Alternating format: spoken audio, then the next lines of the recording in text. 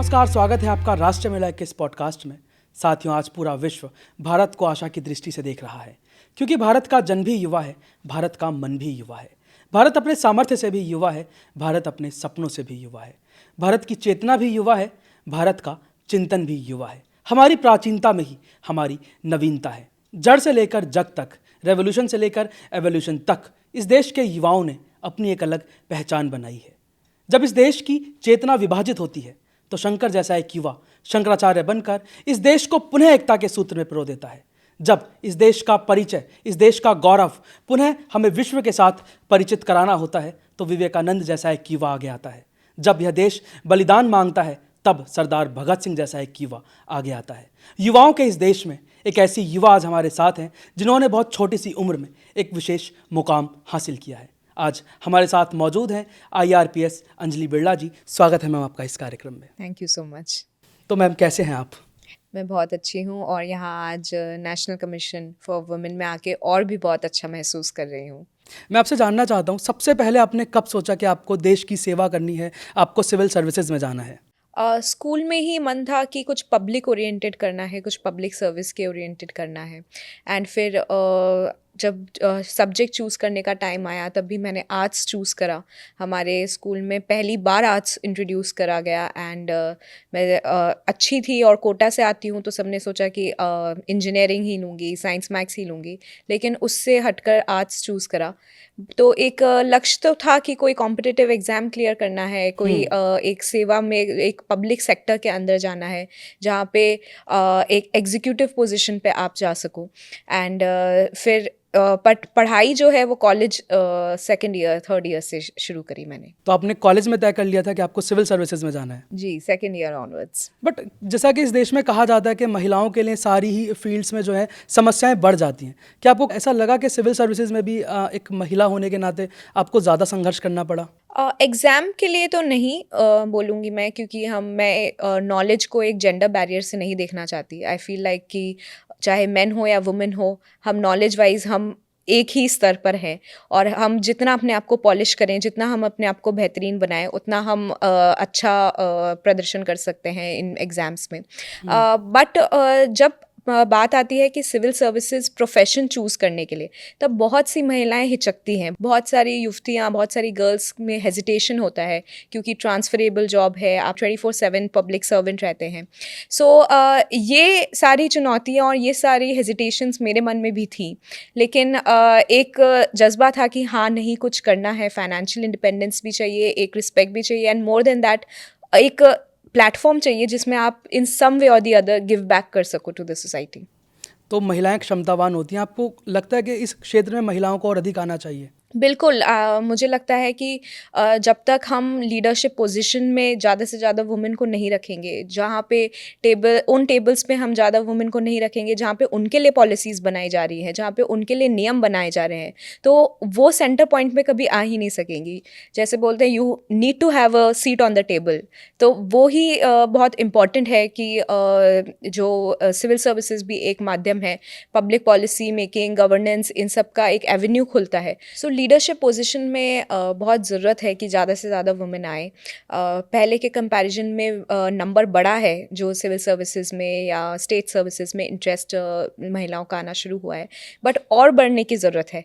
हम 50-50% तो एटलीस्ट हम लेकर आएँ। तो अंजलि जी, आपने बताया कि युवा महिलाओं को इस क्षेत्र में आना चाहिए, मगर इस क्षेत्र में आने के क्या प्रमुख फ़ायदे हैं जिसके कारण वो इस फील्ड में आ जाएं? देखिए, सिविल सर्विसेज या स्टेट सर्विसेज एक आपको एडमिनिस्ट्रेटिव प्लेटफॉर्म दे रही हैं। सो आप जब भी किसी जॉब प्लेटफॉर्म में जा रहे हैं तो आप इस एग्ज़ाम को क्लियर करके आप एक एग्जीक्यूटिव पोजीशन में जा रहे हैं, एक मैनेजरियल पोजीशन पे जा रहे हैं। एंड यहाँ पे आप छोटी चीज़ों को मैनेज नहीं कर रहे, आप बड़ी चीज़ों को मैनेज कर रहे हैं, आप एक डिस्ट्रिक्ट को मैनेज कर रहे हैं, आप राइट फ्रॉम द बिगनिंग आप एक रूरल सेटअप को पूरा मैनेज कर रहे हैं। तो इसमें एवेन्यू, स्कोप, आपका मैनेजमेंट, आपका लीडरशिप रोल बहुत एक्सटेंसिव है। तो अगर देखा जाए कि सिर्फ एक एग्जाम क्लियर करने से आपको कितने अपॉर्चुनिटीज़ मिल सकती हैं टू एक्सप्लोर योरसेल्फ। अभी एट प्रेजेंट जैसे मैं दिल्ली डिवीज़न में पोस्टेड हूँ, तो 44,000 एम्प्लॉयज़ का पूरा सर्विस मैनेजमेंट देखना, वो रोल शायद मुझे दूसरी सर्विस में या प्राइवेट सेक्टर में इतनी यंग एज पे नहीं मिल पाता। सो उस वे में जो आप अपने आप को एक्सपैंड कर सकते हो, and government, and it is very important कि अच्छे युवक, अच्छे युवतियाँ इस ऐसी पोजीशन में आए, ऐसी सर्विसेज में आए, तभी तो हम एक कंड्यूसिव इन्वायरमेंट बना पाएंगे फॉर अदर्स ऑल्सो। आप कितना वेलफेयर कर पाएंगे अगर आपका एक पॉजिटिव थिंकिंग है, एक ऑप्टिमिस्टिक विचार है, आप कुछ करना चाहते हैं, आप सिर्फ अपने बारे में या जो इंटेग्रिटी आपके अंदर, कोर इंटेग्रिटी अगर आपके अंदर है, तो ये सारी वैल्यूज़ वाली अगर युवतियाँ या ये वाली युवक अगर आते हैं, तो आप बहुत अच्छा प्लेटफॉर्म है to give yourself a chance कि आप फुली खुद डेवलप हों और आप उस एरिया में और फिर नेशन की तरफ भी आप कुछ ना कुछ दे पाएँ और आप दूसरे लोगों को इंस्पायर भी कर पाएँ। और आप आपका कोई कितना भी प्लेटफॉर्म हो, आप छोटी सी जगह पे ही हो, लेकिन आप एक जस्टिस गिविंग हो जाते हो, तो आप राइट जस्टिस दे पाएँ।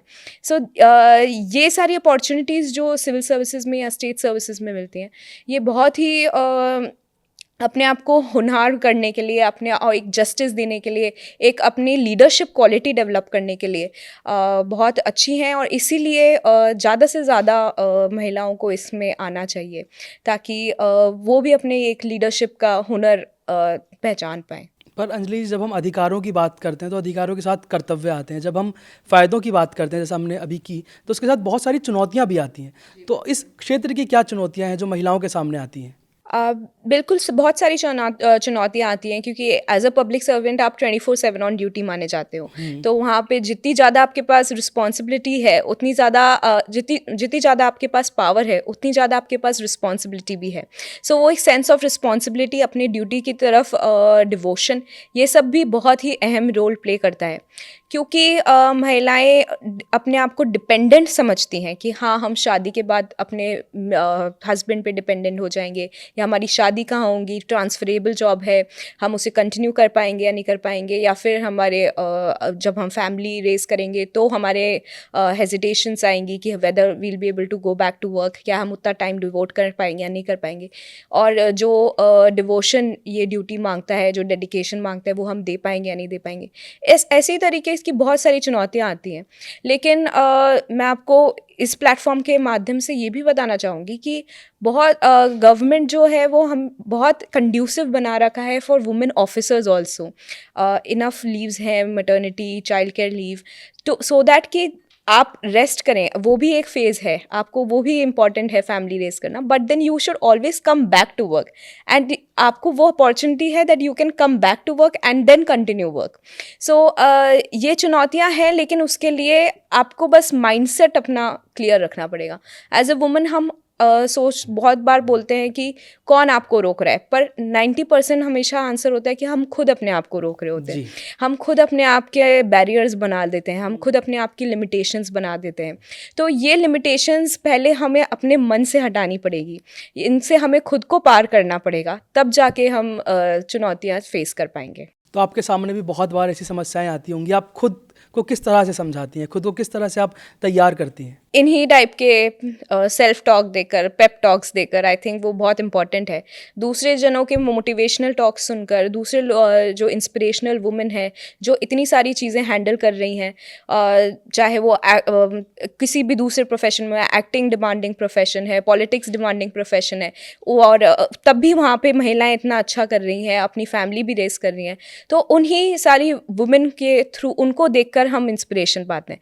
सो वही एक इम्पॉर्टेंट बहुत इंपॉर्टेंट चीज़ है कि ज़्यादा से ज़्यादा वुमेन लीडरशिप रोल में आए। तो जब हम अपने जैसे किसी को देखेंगे कि हाँ, अगर वो कर सकती है तो मैं भी कर सकती हूँ, अगर मैं क्लियर कर सकती हूँ एग्ज़ाम, तो आप भी क्लियर कर सकते हैं। तो इस तरह से एक कड़ी दूसरी कड़ी को जोड़ती है। सो इस तरीके से बहुत ज़रूरी है कि वुमेन आगे आए, हर क्षेत्र के अंदर आगे आए। सिर्फ ये ना समझे कि हम अपने लिए कर रहे हैं।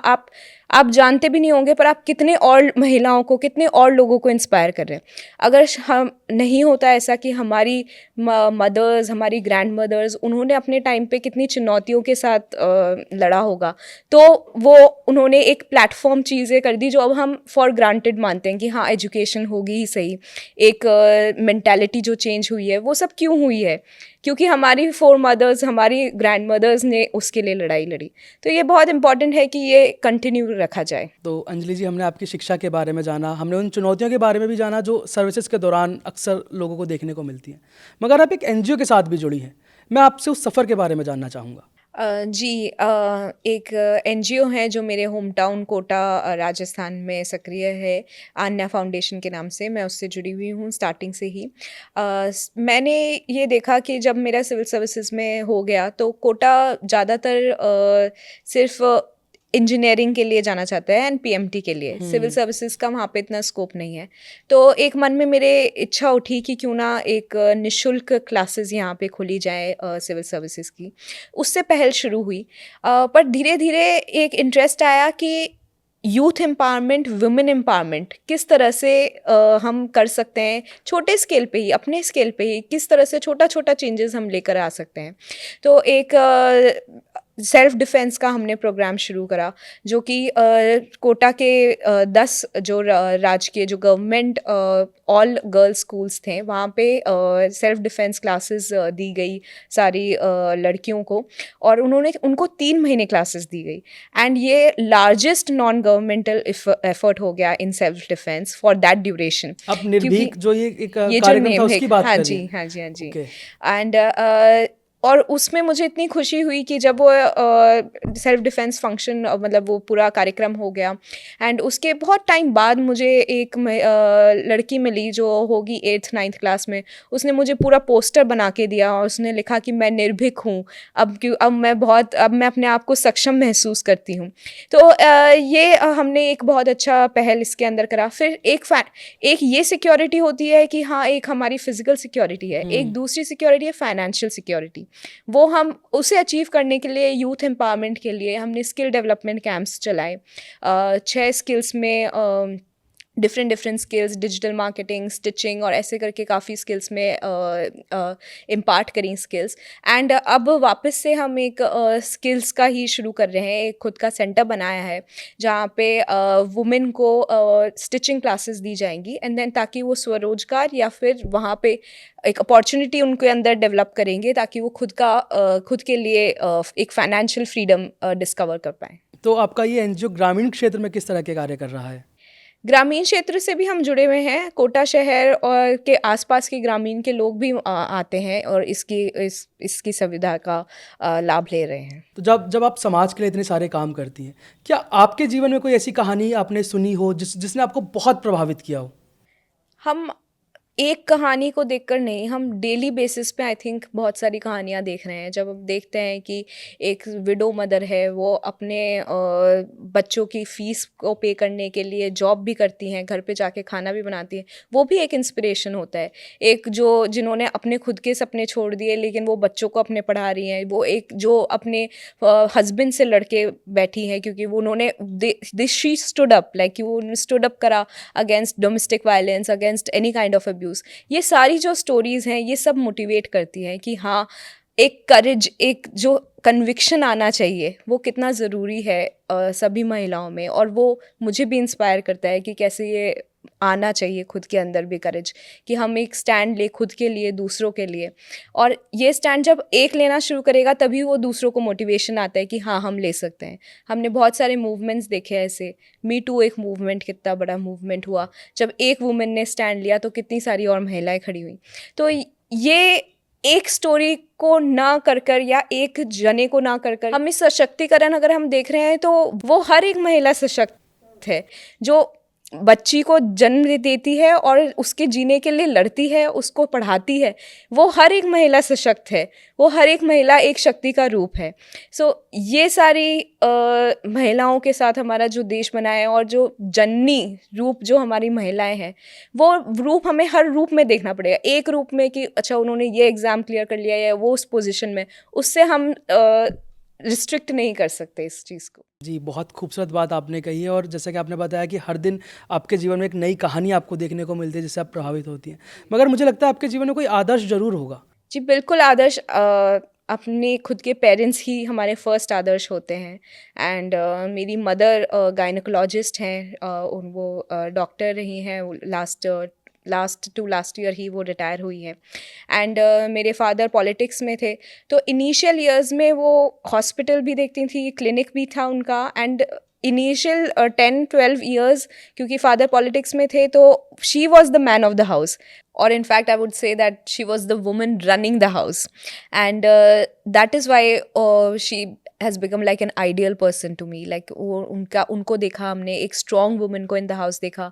मेरी elder sister और मेरी elder sister भी chartered accountant है, तो हम एक surrounded रहे by strong women, and उसी चीज़ को हमने inherit भी करा. तो जैसे कि एक मिथ आपने अभी तोड़ दिया कि अगर एक महिला घर को संभाल सकती है तो हम उसे महिला ही बोले, हम उसे पुरुष से बराबरी ना करें. मैं आपसे जानना चाहता हूँ, ऐसे और भी बहुत सारे मिथ होंगे महिलाओं को लेकर, कि आप उनके बारे में हमारे साथ अगर बात करना चाहें. मिथ होती है कि एक जनरल मिथ है कि women can't have it all, कि आपको या तो ये चूज़ करो या वो चूज़ करो, ईदर या और सिचुएशन. वुमेन खुद भी अपने आप को बहुत बार ये इस डाइकॉटमी में अपने आप को समझती हैं, अपने आप को पाती हैं. और मैन भी बोलते हैं, या जो वेल विशर्स भी बोलते हैं कि आप एक ही चीज़ चूज़ कर सकते हो. लेकिन हमने इतने लोग देख लिए हैं, हमने इतनी महिलाएं देख ली हैं, हमने इतने पुरुष भी देख लिए हैं जो इतनी सारी चीज़ें हैंडल करते हैं, कि अब मुझे लगता है कि अब वो हमें एक मेंटालिटी बदलने की ज़रूरत है. अब it is you can have it all, you can do it all. आप एम्बिशियस हो, आप, ये कोई गलत बात नहीं है. अगर आप एक महिला होते, महिला अपने आप को बैकफुट में रखना चाहती हैं, ज़्यादा एम्बिशन नहीं दिखाना चाहती, कि ज़्यादा अपने आप को आउटगोइंग नहीं दिखाना चाहती, बट क्यों नहीं. एक एम्बिशन तो एक वर्च्यू है ना. इट इज़ नॉट, जब हम एक मैन में एम्बिशियस देखते हैं तो हम उसे एक वर्च्यू मानते हैं, तो हम एक वुमेन में एम्बिशन सिन क्यों माने. Ambition is a virtue. We can have it all, we should demand it all, and we should go for it. UPSC के दौरान जब आप तैयारी कर रही थी, कोई ऐसा पल आया आपको लगा कि शायद अब तैयारी रोक देनी चाहिए, अब हार मान लेनी चाहिए? बहुत सारे ऐसे पल आते हैं, एंड मैं पर्टिकुलरली आई रिमेंबर कि मेंस जो एग्ज़ाम होते हैं वो बहुत ग्रूलिंग होते हैं. तो उसमें जब मेरा थर्ड पेपर था, इकोनॉमिक्स पेपर 3 जो GS3 बोलते हैं, वो काफ़ी डिफ़िकल्ट आया था. तो मैं बहुत ही हताश हो गई थी, एंड सिर्फ 2 घंटे मिलते हैं, उसके बाद फिर आपका दूसरा पेपर होता है. उस 2 घंटे में मैं सिर्फ रोई थी. मुझे लगा कि अब बिल्कुल नहीं सिलेक्शन हो रहा है, बिल्कुल ख़राब फील्ड मैंने चूज़ कर ली. ये सारे मेरे अंदर दिमाग में ख़्याल आ रहे थे. लेकिन जब मैं पेपर वापस देने जाने वाली थी, तब मैंने सोचा कि मैंने मुँह धोया और मैंने सोचा कि बस मैं अपना बेस्ट दूंगी. मैं इसको एक सिंपल पेपर मानते हुए अपना बेस्ट दूंगी कि मैं कितना अच्छा कर सकती हूँ. ये एक थॉट हमें रखना चाहिए कि जब भी वो चैलेंजिंग, आप उससे पहले रो लो. एंड आई थिंक ये तो हमारी वुमेन में this is very good. Like men तो take so much time to cry, या फिर they feel so bad about crying, but crying is a way of letting yourself go easy. So अगर हम महिलाएं रो कर अपने आप को अच्छा फील कर सकती हैं, तो there is nothing to be ashamed about it. हम रो लें, हम अपने आप को लाइट फील कर लें, लेकिन फिर अपने आप को गेयर अप कर लें. और ये महिलाओं के अंदर है, अंदर से ही, क्योंकि हमें बहुत सारी चीज़ें बुरी भी लगती है जल्दी, लेकिन हम उससे उभरती भी उतनी ही जल्दी है. तो ये एक बहुत अच्छी एडवांटेज जो हमारे अंदर है, उसको हमें यूज़ करना चाहिए. और हताशा तो हर जगह होती है, वर्क प्लेस में भी. मुझे एक मेरी सीनियर ने बहुत अच्छी बात बोली थी कि मैं बहुत परेशान थी, मैं बहुत रोई ऑफिस में, सब कुछ करा. तो उन्होंने बोला कि Anjali, you should not generalize it, it's just a bad day and it's okay. So ये चीज़ हमें रियलाइज़ करनी चाहिए that it's sometimes it's just a bad day and it's okay. But उसे हमें जनरलाइज करके अपने आप को डीमोरलाइज करके, या फिर अपने आप के जो नेगेटिव सेल्फ टॉक है उसमें कन्वर्ट नहीं करना चाहिए. उसे जस्ट अ बैड डे करके लेट गो कर देना चाहिए. तो आपने हार नहीं मानी और आपने देश के सबसे मुश्किल इम्तिहानों में से एक माने जाने वाला एग्ज़ाम क्लियर कर लिया और आपकी सरकारी नौकरी लग गई. तो आप सरकारी नौकरियों को और प्राइवेट नौकरियों में क्या कोई अंतर पाती हैं? सरकारी नौकरी और प्राइवेट नौकरी में पहले तो बहुत अंतर होता था, क्योंकि लोग इतने क्रेज़ी हुआ करते थे गवर्नमेंट जॉब्स के लिए. अब भी हैं, लेकिन अब प्राइवेट सेक्टर भी बहुत अच्छी तरह से बूम कर रहा है. वहाँ पे भी बहुत अच्छे मैनेजरियल रोल्स, एग्जीक्यूटिव रोल्स आ रहे हैं, जिसमें महिलाएं पुरुष सब बहुत अच्छा कर रहे हैं. सारे ये यूथ बहुत अच्छा कर रहा है. एंड तो अब मैं तो पर्सनली चाहूँगी कि कुछ डिफरेंस ना हो. इनफैक्ट ऐसा हो कि सरकारी नौकरी के पीछे लोग भागना बंद कर दें. प्राइवेट सेक्टर भी हमारा इतना ग्रो करे। जैसे हमारे प्रधानमंत्री जी नरेंद्र मोदी कहते हैं कि good governance is less governance, minimum governance. तो उस वे में एक डेवलप्ड नेशन के तौर पे इंडिया भी चले। एंड बहुत अच्छा है कि प्राइवेट सेक्टर इतना ग्रो कर रहा है, स्टार्टअप कल्चर इतना अच्छी तरह से ग्रो कर रहा है। जितना हम एंटरप्रेन्योर खुद बनेंगे, जितने डिसीजन मेकिंग खुद बनेंगे, वो बहुत ही अच्छा रहेगा और फॉर द नेशन ऑल्सो। और जो ये एंटरप्रेन्योर वालों के अंदर जो एक स्किल होती है decision making, quick decision making, वो तो I think everywhere it is required. अगर आप पब्लिक सेक्टर में भी है, गवर्नमेंट जॉब में भी है, तो भी अगर आप लेज़ी होकर काम कर रहे हैं तो फिर आप कुछ भी बदलाव नहीं ला पाएंगे, आप उस अपनी सीट का पूरा यूटिलाइज भी नहीं कर पाएंगे। तो वो एंटरप्रेन्योर डिसीजन मेकिंग, वो स्पिरिट इज़ नीडेड एवरीवेयर। जी, जो जैसा कि आपने बात करी माननीय प्रधानमंत्री जी की, उन्हीं की प्रेरणा पर, उन्हीं के आह्वान पर देश के बहुत सारे युवाओं ने स्टार्टअप शुरू कर दिए हैं। आप इस चीज़ को कैसे देखती हैं?